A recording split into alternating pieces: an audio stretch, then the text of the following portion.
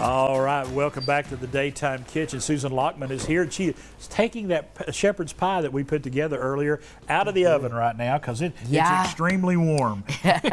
Yeah, see that cheese gets melty. Now, I might leave it in there just a little bit longer. Let that cheese maybe get a little bubbly, a little browner. A little brown, a little bubbly. But that's as much time as we had right there. I know, that is a fantastic... Oh, yeah. That's a fantastic, nutrient-dense dish. A lot of vitamin C, and as I said, and if you wanted to, you could put a little green onion or something on top there, whatever you like, you know. Listen to you. Yeah, but you're getting ready to make us another Irish-inspired dish. Yes, okay? yes. This is called Colcannon. Colcannon, I've heard of it. Yes. And a lot of times when we think of the Irish, we think Irish cuisine. We think a lot about potatoes.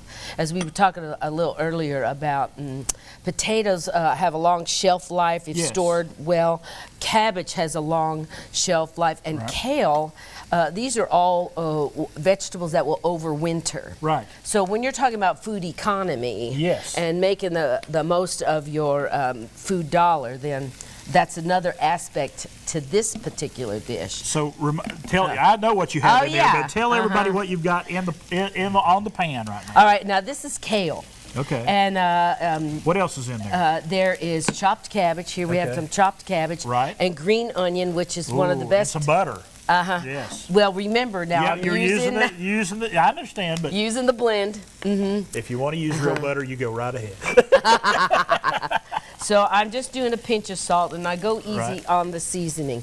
Now, I want to say, you know, I'm using mashed potatoes again. Right. But in this particular thing, I'm not mashing real smoothly. I want a kind of a chunk. Yeah. Yeah. So this can go pretty fast, and you know, kale.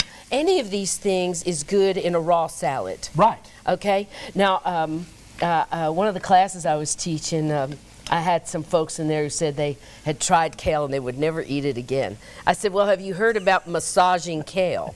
Yes, I have. Because when you get into an older leaf like this, if you get baby kale, it's nice and tender. Right. The younger you can get kale, the more tender it is. Right.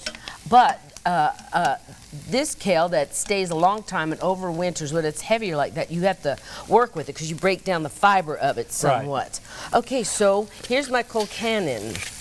I'm adding my mashed potatoes, and I've got a really nice flavor blend and a very nutritious dish. Boy, it smells good. Isn't it awesome? It's beautiful, too. Yeah. Now, I will say this. It's possible that you could also use, instead of green onion, use leeks. Right. That's another vegetable that has a longer shelf life. And we were talking, too, ramps will soon be around. You can use some ramps in this as well. Yeah. You foodie, you. I like ramps. I really do. Ramps are great food. So the way that this is served is, see, I'm getting a nice mix. See how colorful that is? I've gone easy on seasoning because I think that can be a very personal and individual thing, but the other reality is we're being careful about sodium. Yeah, you got to.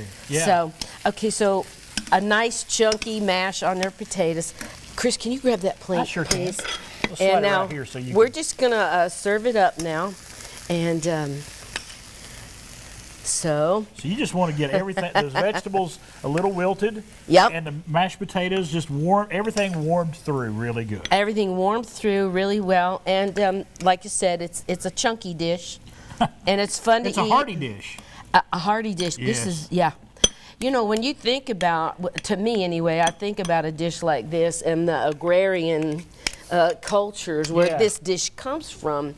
When a lot of people had their own cow, they had their own chickens. Yeah. So they had these foods ready. So you're putting a little extra, right? Yeah. See, this is how you do it. Well, Susan, thank you so much for stopping by. Thank you so much. Sharing these great dishes as we celebrate St. Patrick's Day this weekend. Folks, if you want to learn more, please check out that website we have for you right there on the bottom of the screen.